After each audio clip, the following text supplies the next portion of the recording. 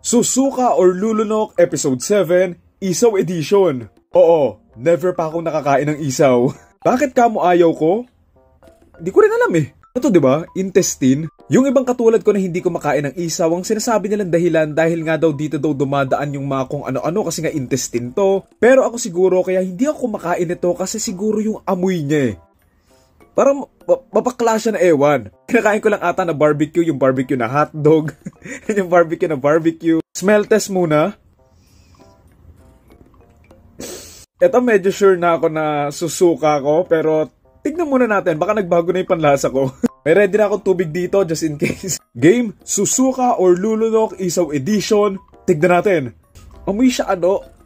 Amoy siya yung sa menudo. Alam mo yung akala mong laman, tapos pag kinain mo yun yung nakakasuka. Ano ba yan? Atay ba yun? Di ko alam eh. Ito na talaga, game. Small bites lang.